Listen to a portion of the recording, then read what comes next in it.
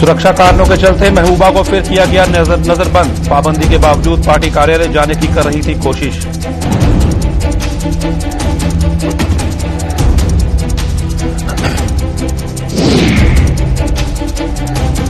जम्मू संभाग में आज 9वीं से 12वीं तक खुले स्कूल। स्कूलों में कई महीनों के बाद लौटी रौनक।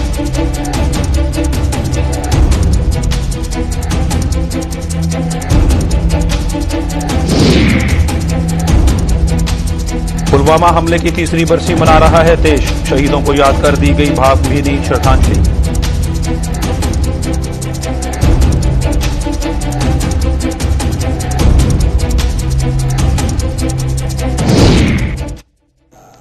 नमस्कार, जम्मू कश्मीर की खास खबरों में आपका स्वागत है। मैं हूं साहिल केरनी। चलिए शुरुआत करते हैं खबरों की। पूर्व मुख्यमंत्री व पीडीपी की अध्यक्षा महबूबा मुफ्ती को आज एक बार फिर प्रशासन ने घर में नजरबंद किया। बताया जा रहा है कि महबूबा मुफ्ती आज पार्टी मुख्यालय में आयोजित एक कार्यक्रम में भाग लेने जा रही थी। पुलवामा हमले की तीसरी बरसी के चलते प्रशासन ने आवाजाही पर पाबंदियां लगा रखी थी। पीडीपी की अध्यक्षा महबूबा मुफ्ती पाबंदियों को तोड़कर पार्टी कार्यालय जाना चाहती थी। सुरक्षा बलों के समझाने के बावजूद महबूबा नहीं मानी और सुरक्षा बलों को महबूबा को उनके ही घर में नजरबंद कर दिया।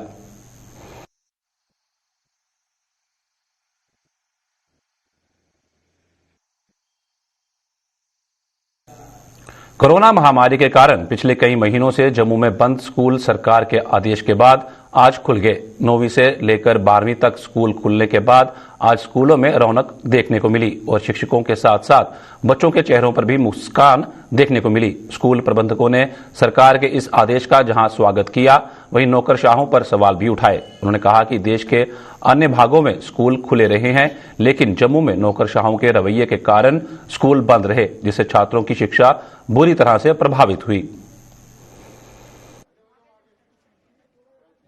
सबसे पहले तो हम एलजी साहब का शुक्रिया अदा करते हैं। उन्होंने हमारी ये रिक्वेस्ट, जो बड़ी पेंडिंग रिक्वेस्ट थी कि बच्चों की एजुकेशन बड़ी इफेक्ट कर रही है, सिर्फ एजुकेशन ही नहीं इफेक्ट हो रही थी, बच्चों की सारी psychologically, physical growth, mental growth सभी इफेक्ट कर रहा था बच्चों का। उन्होंने हमारी इस रिक्वेस्ट के ऊपर संज्ञान दिया और हमारे ये जो इंस्टीट्यूशन है इस समय आज 9 से लेकर 12 तक उन्होंने इंस्टीट्यूशन खोल दी। हमें उम्मीद है कि जैसे उन्होंने आर्डर में लिखा हुआ है कि बाकी बच्चों के नेक्स्ट मंडे को जो फर्स्ट क्लास से ऑनवर्ड स्टूडेंट है उनके खोले जाएंगे। हम भगवान से भी यही प्रार्थना करते हैं कि ये जो अब कोविड का ये जो हमारी पेंडेमिक था, इसको अब खत्म किया जाए। इसको इवन ये जो वायरल डिजीज की तरह इसको कंसीडर किया जाए, क्योंकि एजुकेशन पिछले 2 साल में बहुत सफर किया और उसमें बड़ा योगदान हमारा कुछ एडमिनिस्ट्रेशन का भी रहा, क्योंकि पूरी स्टेट्स में इंस्टीट्यूशन खुल गए हुए थे पर जम्मू हमेशा अफेक्टेड रही। उस एडमिनिस्ट्रेशन के एक नजरिए के कारण कि वो हमारे जो इंस्टीट्यूशन थे वो वर्किंग में नहीं आए, जिससे एजुकेशन को बहुत बड़ा सेटबैक लगा। आज स्कूल आके बहुत अच्छा लग रहा है और ये तो अच्छा है कि अभी स्कूल खुले, लेकिन अभी पहले भी खुले तो और भी अच्छा होता। और हम वैसे भी वैक्सीनेटेड हैं, हम डबल डोज हमें लग चुकी है, हम एबो 15 है और ऐसे ही होना चाहिए कि जो बिलो 14 और 15 है उनको भी होना चाहिए, धीरे धीरे डोज लगनी चाहिए और उन्हें भी स्कूल बुलाना चाहिए। एंड जैसे एजुकेशन है ना, ऑफलाइन आके ज़्यादा अच्छी रहती है स्कूल आके, क्योंकि प्रॉपर अंडरस्टैंडिंग रहती है हर एक कॉन्सेप्ट की। और ऑनलाइन में कई बार किसी का नेट लैग करता भी और नहीं भी, लेकिन ऑफलाइन में किसी के पास कोई एक्सक्यूज नहीं रहता एंड बहुत अच्छा अंडरस्टैंडिंग आती है ऑफलाइन में कॉन्सेप्ट्स की। और अच्छा ये है कि ऑफलाइन खुल ही गए, अब आगे की भी हमेशा ऑफलाइन होनी चाहिए। अब सभी को ऑफलाइन आना चाहिए स्कूल में और जल्दी से जल्दी ऑर्डर भी आना चाहिए कि ऑफलाइन स्कूल खुल जाए। सर बहुत अच्छा लग रहा है क्योंकि काफी टाइम के बाद स्कूल आए थे। ऑनलाइन क्लासेस बहुत अच्छी थी बट इस ओवरऑल डेवलपमेंट में थोड़ी लैकिंग हो रही थी इसमें। हम हमेशा से चाहते थे कि ऑफलाइन एजुकेशन हो, हमारे जो एग्जाम्स हैं वो ऑफलाइन हो।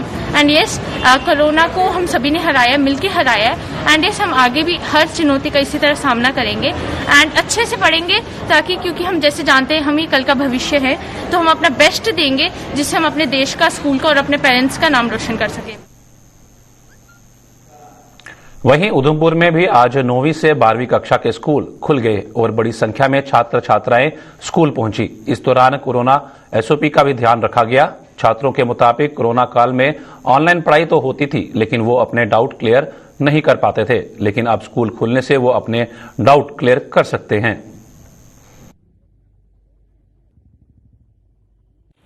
बहुत ही ज़्यादा खुशी हुई जब स्कूल खुले। गवर्नमेंट का ये ऑर्डर बहुत ही अच्छा रहा।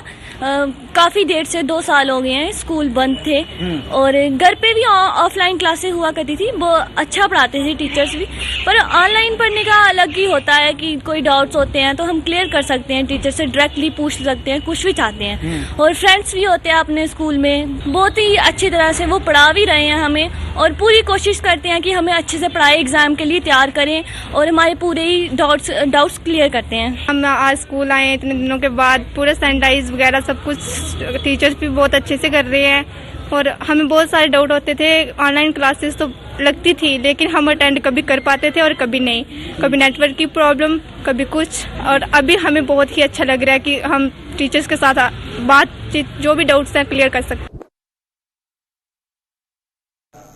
उधर रियासी में भी आज 9वीं से 12वीं तक के स्कूल खुले, जिसके बाद बच्चों में भारी उत्साह देखा गया। Chief education officer Reasi Mohammad Aziz ने बताया कि स्कूलों को अच्छी तरह से सैनिटाइज किया गया है और सभी स्कूल प्रबंधन को कोरोना एसओपी का पालन करने के निर्देश जारी किए हैं। उन्होंने कहा कि जिले में 15 से 18 वर्ष के बच्चों की वैक्सीनेशन भी 100% पूरी हो चुकी है और बच्चों को अपना वैक्सीनेशन सर्टिफिकेट साथ लाने के लिए कहा गया है। हमने स्कूलों में जितने भी हमारे HOEs हैं या जो हमारा स्टाफ है, उन्होंने हमें इसकी प्रिपरेशन करके रखी है। सारे स्कूल सैनिटाइज किए गए हैं। उसके लिए हमने एक्स्ट्रा जो है मास्क अपने पास स्टॉक रखा है, सैनिटाइजर रखा है। और दूसरी बात यह है कि जो भी बच्चा आएगा उसको हम स्कूल करके तो इंटर होने देंगे। और हमारी वैक्सीनेशन जो है, मैं ये कहूँ कि हमारे रियासी डिस्ट्रिक्ट में हमारे बच्चे जो 15 से 18 साल के थे वो 100% हो गई है। और उसके लिए यह है कि हमारे बच्चे के लिए वो मैंडेटरी है कि वो अपना सर्टिफिकेट साथ लाएगा तभी स्कूल में इंटर हो सकेगा। और स्कूल में जब आएगा हमारी पूरी SOP जो है, जो गाइडलाइंस हैं हमारे इसकी कोविड की, वो पूरी फॉलो करेंगे। और वी आर हाईली डिलाइटेड अपने बच्चों को फिर से हमारे कैंपस में देखने के लिए कि हमें स्कूल जो है बच्चों के बगैर अधूरा होता है। आज हमारे बच्चे स्कूल में आ रहे हैं तो हमें भी लग रहा है कि स्कूल जो है वो पूरा हो गया है। और कोविड की पूरी गाइडलाइंस के अंडर हमने अपने टीचर्स को प्रॉपर ऑर्डर दिया है कि भाई जो बच्चे हैं जो आ रहे हैं उनका आपने पूरी तरह से नोट करना है वो वैक्सीनेटेड हैं या नहीं। और उनसे हम एक सर्टिफिकेट भी ले रहे हैं बच्चों से कि वो वैक्सीनेटेड की जो उनकी सर्टिफिकेट है वो हमें प्रोवाइड करें। और उसके बाद बच्चों को मास्क पहनाकर ही स्कूल में जो है बच्चे यूनिफॉर्म में आएंगे और मास्क में आएंगे। बच्चों को जो है 12th के बच्चे हमारे पास आए हैं, अभी 10th के भी बच्चे आए हैं और भी बच्चे धीरे धीरे आ रहे हैं। क्योंकि बच्चों को हमने बताया था स्कूल 9 बजे खुल रहा है, लेकिन अभी बच्चे जो है शायद पेरेंट्स को कुछ डायलेमा है कि स्कूल खुल रहा है कि नहीं खुल रहा है। उस तरह से थोड़ा सा जो बच्चे हैं वो आ रहे हैं और प्रॉपर कोविड गाइडलाइंस के अंडर ही बच्चों को स्कूल में बैठने दिया जाएगा। देश आज 14 फरवरी 2019 को जम्मू कश्मीर के पुलवामा में हुए हमले की तीसरी बरसी मना रहा है। पुलवामा हमले में शहीद हुए CRPF के 40 जवानों को याद कर उन्हें श्रद्धांजलि दी जा रही है। इसी के तहत जम्मू कश्मीर में भी शहीदों को श्रद्धांजलि दी गई। जम्मू में आज शहीदों को नमन करते हुए उनकी शहादत को याद किया गया। आपको बताते चले कि आज से 3 साल पहले पुलवामा में CRPF के जवानों की एक बस को आतंकियों ने शक्तिशाली विस्फोटक कार से टक्कर मार दी थी, जिसके बाद धमाके में 40 जवान शहीद हो गए थे। हालांकि इसके बाद भारत ने POK में घुसकर एयर स्ट्राइक की और पाक आतंकियों के अड्डों को तबाह किया। हमने अपने सोल्जर भाइयों को श्रद्धांजलि दी है क्योंकि 3 वर्ष पहले 14 फरवरी 2019 को हमारे 45 सोल्जर भाई शहीद हो गए थे। आज हम उन्हें श्रद्धांजलि दे रहे हैं और हमारे अंदर भी देशभक्ति की बहुत एक भावना जागृत हो रही है। और हम उन सभी सोल्जर भाइयों को और उनके परिवार वालों के बहुत एहसानमंद हैं कि उन्होंने हमारे लिए लड़ा और हमें बचाया। और हम खेद प्रकट करते हैं कि वे शहीद हुए, लेकिन हमें एक बहुत अच्छी प्रेरणा भी मिली है ताकि हम अपने देश की सेवा करें। हमने ये श्रद्धांजलि जो दी है वो अपने सोल्जर्स को दी है, क्योंकि कुछ समय पहले 2019 में हमारे कुछ सोल्जर्स जो हैं वो पुलवामा अटैक में टेररिस्ट की वजह से जो है शहीद हो गए थे।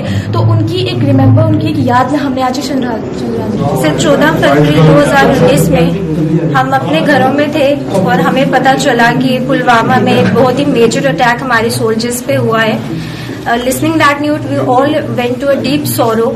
हमें बहुत एक दुख लगा उस दिन। और आज हमारे स्कूल की एक फाउंडेशन वीक की शुरुआत हुई है, जिसकी शुरुआत हमने अपने फौजी भाइयों को होमेज पे करके की है। आज एक अंग्रेजी फेस्टिवल भी मनाया जाता है, that is called Valentine's day, but keeping that apart, उसको साइड पे रखते हुए हमने अपने सोल्जर्स को एक होमेज पे करके अपने वीक की शुरुआत की है। और उनकी फैमिलीज को भी हमारी तरफ से बहुत बहुत सहानुभूति है कि उनको ये दुख झेलने का एक हौसला मिल पाए। दूसरी ओर राष्ट्रीय बजरंग दल ने भी जम्मू में पुलवामा शहीदों को श्रद्धांजलि अर्पित की। राष्ट्रीय बजरंग दल के प्रधान राकेश शर्मा ने पुलवामा शहीदों के साथ साथ अन्य शहीदों को भी नमन करते हुए देश के युवाओं से अपील की है कि वे आज के दिन को वैलेंटाइन डे के रूप में ना मनाकर शहीदी दिवस के रूप में मनाएं। बजरंग दल का प्रदेश का अध्यक्ष हूं। हम आज यहाँ पर जो हमारे वीर जवान पुलवामा के अंदर आज से 3 साल पहले शहीद हुए, उनको सच्ची श्रद्धांजलि अर्पित कर रहे हैं और देश के युवाओं से ये अपील कर रहे हैं कि आज के दिन को वैलेंटाइन डे के तौर पर न बनाएं, इसको शहीदी दिवस के तौर पर बनाएं। आज के दिन ही हमारे स्वतंत्रता सेनानी भगत सिंह, राजगुरु और सुखदेव जी को उनकी फांसी के ऊपर साइन किए गए थे। इसलिए हम पहले भी कहते हैं कि आज के दिन को शहीदी दिवस के तौर पर बनाएं और युवा जो हैं वो इनके पद चिन्हों पर चलने की सीखे कि किस प्रकार से देश के लिए जिया जाता है और देश के लिए शहादत पाई जाती है, तो इन जवानों से सीखा जाए। ऐसा नहीं कि वैलेंटाइन डे के तौर पर ये देश में जो नंगा नाच जो है वो खेला जा रहा है, हमारी संस्कृति को जो खत्म करने का खेल जो है वो खेला जा रहा है। ये एक व्यापार का अड्डा जो है वो यहाँ पर बनाया गया है, इसको खत्म करना है। वहीं Jammu Kashmir freedom fighter association द्वारा अम्फाला स्थित डोगरा स्मारक पर श्रद्धांजलि कार्यक्रम का आयोजन किया गया, जिसमें विश्व हिंदू परिषद के कार्यकारी प्रधान राजेश गुप्ता और एसोसिएशन के सदस्यों ने पुलवामा शहीदों को श्रद्धांजलि दी। 3 साल पहले जिस तरह से घात लगा करके पुलवामा में हमारे वीर जवानों को शहीद किया गया, उनकी शहादत को लेकर के पूरा देश उन सब जवानों को याद कर रहा है, उनकी शहादत को भी याद कर रहा है और उनके परिवारजनों के साथ सबकी बहुत बहुत। उधर उधमपुर में भी गैर सरकारी संस्था डोगरा क्रांति दल द्वारा श्रद्धांजलि कार्यक्रम का आयोजन किया गया, जिसमें पूर्व विधायक बलवंत सिंह मनकोटिया सहित अन्य संस्था के सदस्यों ने पुलवामा शहीदों को अपनी श्रद्धा के सुमन अर्पित किए।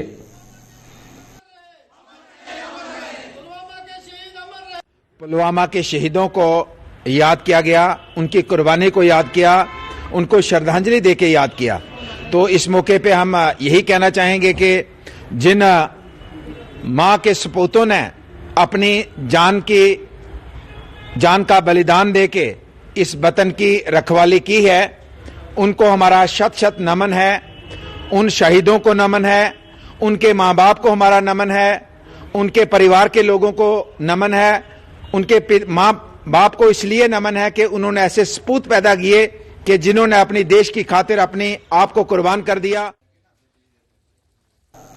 अरुणाचल प्रदेश में हिमस्खलन की चपेट में आए शहीद जवानों को श्रद्धांजलि देने का सिलसिला जारी है। इसके चलते जम्मू जिले के जोड़ियां चक मलाल में श्रद्धांजलि कार्यक्रम का आयोजन किया गया, जिसमें चक मलाल के शहीद जवान विशाल शर्मा को श्रद्धांजलि दी गई। नमांगों से काफी संख्या में युवाओं ने इकट्ठा होकर उनकी शहादत को याद किया और उनकी आत्मा की शांति की दुआ मांगी।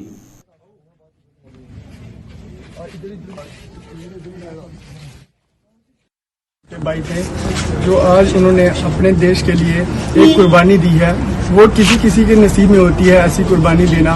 वो एक सच्चे वीर की तरह एक अमर हो गए हैं और हमारे सभी भाइयों ने एक छोटा सा प्रोग्राम रखा था श्रद्धांजलि के लिए, जो उन्होंने अच्छे बखूबी से निभाया है और हमें गर्व है कि हमारा भाई आज देश के लिए आज़ाद हो गया है। हमें ये उनसे प्रेरणा मिलती है कि हमें भी अपने देश के लिए कुछ न कुछ करना चाहिए कि जो हमें सब दुनिया याद करे। विशाल मेरा बड़ा भाई था, मुझसे 2-3 साल बड़ा था वो, और विवाह का सबको पता ही है और मुझे तो बहुत अच्छे तरीके से पता, क्योंकि मैं बचपन से उसके साथ ही रहा हूँ। हम एक ही साथ बड़े पले हैं, तो एक ही साथ घर पे हम रहते थे और वो उसके शौक बहुत ही अच्छे थे और वो देश के लिए कुछ कर गुजरने का जज्बा रखता था और वो कर गुजर गया है। हमें बहुत प्राउड है, कहीं ना कहीं हमें दुख भी है अपने भाई का जाने का, और हमें प्राउड भी उतना ही है और दुख भी उतना ही।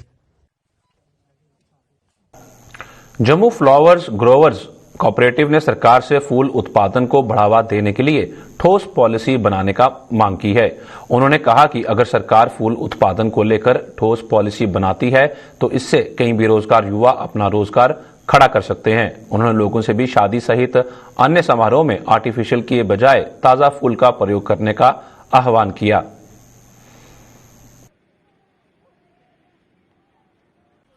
यहाँ पे कोशिश कर रहे हैं कि ज़्यादा से ज़्यादा हम लोगों को अवेयरनेस दे रहे हैं कि वो अपने हर एक फंक्शन में ताजे फूलों का इस्तेमाल करें और आर्टिफिशियल को बंद करें, ताकि आर्टिफिशियल जो चाइना से इंपोर्ट होकर आ रहा है उसमें घटिया किस्म का प्लास्टिक यूज किया जा रहा है, उससे गैसेज जो निकल रही हैं वो ह्यूमंस के लिए बड़ा खतरा पैदा कर रही हैं। ये एक हमारा प्रमोशनल प्रोग्राम है। उसके साथ साथ हम सरकार के आगे गुजारिश करना चाहते हैं कि सरकार फ्लोरिकल्चर को प्रमोट करने के लिए कंक्रीट पॉलिसी लाए, ताकि जिसमें हमारे नौजवानों को ज्यादा से ज्यादा मौका मिल सके अपना रोजगार पैदा करने का। और इसमें बैंक्स, जेके बैंक कमर्शियल फ्लोरिकल्चर पॉलिसी को ठीक करे, फ्लोरिकल्चर के लिए इंश्योरेंस लाए, एक अच्छी किस्म की पॉलिसी इसमें लाने की जरूरत है। बिश्नाह के बीडीसी चेयरमैन सुरजीत कुमार और पूर्व विधायक अश्विनी शर्मा ने आज हरसा दब्बड़ का दौरा किया। इस दौरान बीडीसी चेयरमैन और पूर्व विधायक ने गांव में सड़क के निर्माण कार्य का शुभारंभ किया। इस अवसर पर स्थानीय पंच, सरपंच के अलावा अन्य गणमान्य लोग भी मौजूद थे।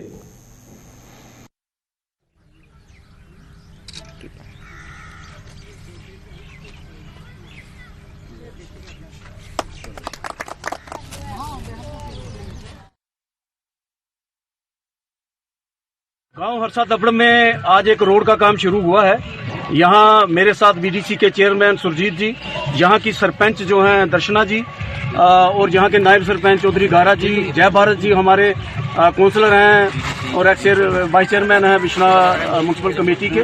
यहाँ के पंचेज जो हैं, सारी हमारी बहनें जो पंचेज हैं और हमारे भाई जो पंचेज हैं, सब ने मिलकर आज एक प्रयास किया है कि लोगों की डिमांड पे ये जो सारा काम जो है रोड का वो शुरू हुआ है।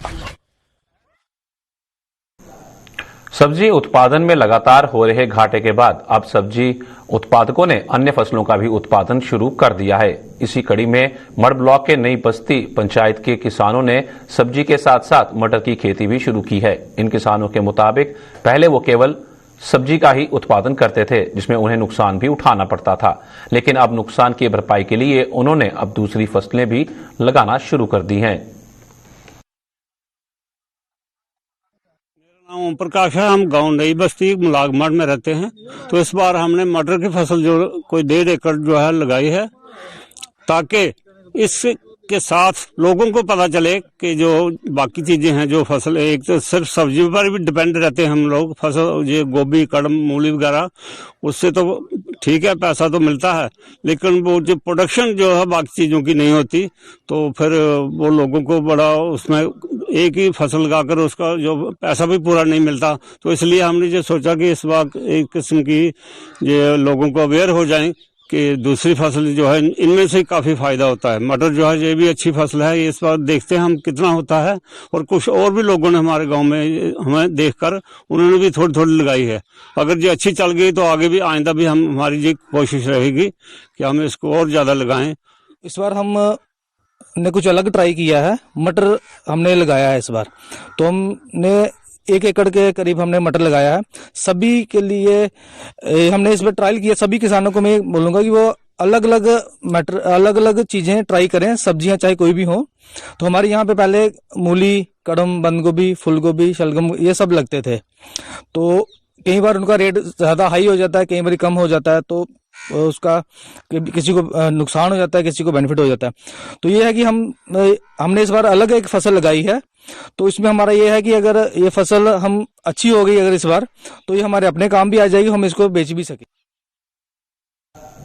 यातायात को सुचारू रूप से चलाने के लिए चौक चौराहों पर ट्रैफिक सिग्नल लगाए गए हैं, लेकिन कुछ जगहों पर ये ट्रैफिक सिग्नल बंद पड़े हुए हैं। जम्मू के बोहड़ी क्षेत्र में लगाई ट्रैफिक लाइट्स खराब पड़ी हुई हैं, जिसको लेकर लोगों ने सवाल उठाए हैं। लोगों ने कहा कि ये लाइट्स लगाकर सिर्फ सरकारी पैसे का दुरुपयोग किया गया है। इन लोगों ने इन ट्रैफिक लाइट्स को सुचारू रूप से चलाने की मांग की, ताकि यातायात बाधित न हो और हादसों पर रोक लग सके। लगी हैं तब से बंद ही हैं, लाइटें चलती नहीं है। गवर्नमेंट ने पैसे लगाए हैं, गवर्नमेंट ने यूज करने चाहिए, लाइटें चलती नहीं है, एक्सीडेंट का खतरा रहता है। सरकार यही मांग करना चाहते हैं कि लाइटें इशू करें, चलाएं, लगी हुई है तो इसको चलाएं, एक्सीडेंट का खतरा कम हो, रूल एंड रेगुलेशन से चलें। ये है कि जो ट्रैफिक लाइट है इससे जो है एक्सीडेंट का खतरा ज्यादा होता है और ये जो है एक्सीडेंट को न्योता देते हैं। और मेरा प्रशासन ट्रैफिक से यही अनुरोध है कि जो भी लाइट जहाँ पे बंद पड़ी है उसको सही करा के जो है नियमित रूप से इसको चलाए, ताकि किसी एक्सीडेंट का खतरा ना हो और सभी को जो है परेशानी से निजात मिले। मेरा यही प्रशासन से अनुरोध है और एक विनय है, निवेदन है कि इन लाइटों को जो है रिपेयरिंग करा के जल्दी से जल्दी इनमें लाइट जलनी चाहिए, ताकि किसी के आने जाने में कोई भी प्रॉब्लम परेशानी ना हो और सभी जो है नियमित रूप से चलें और ये लाइटें चले, ताकि जो है सभी प्रकार से जो है सुरक्षित रहें। डोगरा सदर सभा के अध्यक्ष गुलचैन सिंह चाड़क की अध्यक्षता में रामबन में एक बैठक का आयोजन किया गया, जिसमें डोगरा सदर सभा के सदस्यों के साथ साथ स्थानीय लोगों ने भी हिस्सा लिया। इस मौके पर गुलचैन सिंह चाड़क ने कहा कि यहां पर हाईवे के विस्तारीकरण के कारण जो नुकसान स्थानीय लोगों के मकानों को पहुंचा है, उस पर चर्चा करने के साथ साथ अन्य मुद्दों पर भी चर्चा की गई और इनकी समस्या के हल को लेकर जल्द ही वे उपराज्यपाल से मिलेंगे और उन्हें इनके बारे में अवगत करवाएंगे। एक तो यहाँ पर जो ये 4 लेनिंग हो रही है, हाईवे जो बन रहा है, इसके बारे में जिन जिन लोगों के मकान उसके बीच आ गए, गिर गए, ज़मीन आ गई या आज गिरने की डगर पर है, मुश्किल में है और वो लोग घबराहट में है, एक तो वो मैंने आंट पार देखना था। और इसके साथ साथ यहाँ जो बाकी प्रॉब्लम्स हैं, जैसे मेरे सामने अभी प्रॉब्लम आई है कि 1955 का मिडिल स्कूल अभी तक अपग्रेड नहीं हुआ, ये भी एक अजूबा है।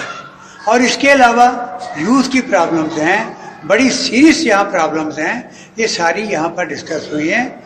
मैंने इनसे वायदा किया है कि ये बातें मैं बाकी एडमिनिस्ट्रेशन के साथ और ख़ासकर हमारे लेफ्टिनेंट गवर्नर जो हैं उनके साथ ये बातें रखूँगा।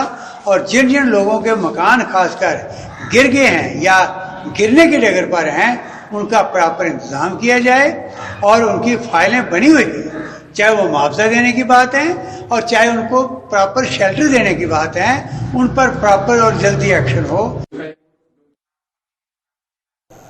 जम्मू नगर निगम की ओर से वार्डों में विकास कार्य करवाए जा रहे हैं, लेकिन अभी भी कुछ वार्ड विकास कार्यों से वंचित हैं।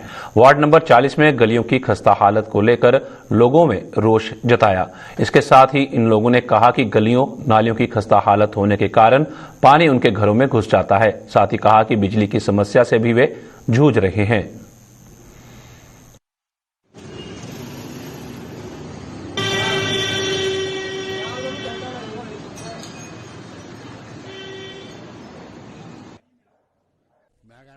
साड़ियां गलियां जी सब टुटी दी, गलियां नालियां टुटी दी, परेशानी जो बारिश आती अंदर जा वड़ता पानी, कोई नहीं दिखता, ना लाइटां लगी है ना कोई जी लगी वो भी नहीं जगदी है। साफ सफाई करने वास्ते आते कदे नहीं, गड्डी कूड़ा चुकने वाली आंदी है, कदे आती कदे नहीं आती। 2 दिन 3 दिन पिया रहता कूड़ा और बक्से पैसे लैन वारी आए थे, अग बहुत मुश्किल होना। लाइटा नहीं है, बिजली आती है कदे नहीं आती, पैसे लैन वारी आई थे फटाफट। अभी कहने साड़ी गलियां बननी चाहिए, बिजली का होना चाहिए, खंबे से बिजली जगनी चाहिए जिससे बच्चे डिग पते। मकान वार्ड नंबर 40 ते ये भी गलियां बननियां चाहिए साड़ियां, गलियां 4-5 साल हुई है ना गलियां बनियां ना लाइटां लगियां ते नेरे कोई डिग्गा दा कोई कुछ होआ दा ते ये भी पढ़नियां चाहिए से ये थोड़ा ठेकेदा जिले वोट लैने आते आप बनाई दिन्ने गलियां अस वो कर दिन्ने कोई नहीं बनांदा वोट लैने गले गाने लाई लाइए तो बड़े चार वोट ले जंदियां ते जित्ता जित्ती ते बेही जंदियां घर नहीं उन्हें तो घर 2-3 बारी गए ना अस ये सारी गली च भी आई नहीं जी नहीं पे दीदी नहीं अस तो ही बना देगे बाद च कुसा ने बनाइया इधर आंदी कोई नहीं आंदी साढ़े घर नहीं इधर गली च कोई भी आंदा वोट लैने हाँ जिले वोट आते उस कलाबे मारते जी लाओ जी दो वोट तो वोट लेंदे तो बस जीती है तो तू कौन तो मैं कौन। मेंढर की तहसील कॉम्प्लेक्स के बाहर बने शौचालय की खराब हालत को लेकर मेंढर के लोगों में भारी रोष है। लोगों का आरोप है कि जनता की सुविधा के लिए वर्ष 2019 में इस शौचालय का निर्माण किया गया था, लेकिन सही देखरेख न होने के कारण ये शौचालय खस्ता हालत में है, जिससे आम लोगों को परेशानियों का सामना करना पड़ रहा है। वहीं तहसीलदार मेंढर ने बताया कि उन्होंने इस मामले में बीडीओ मेंढर को निर्देश दिए हैं और जल्द इस शौचालय की साफ सफाई की व्यवस्था की जाएगी ताकि लोग इसका प्रयोग कर सकें।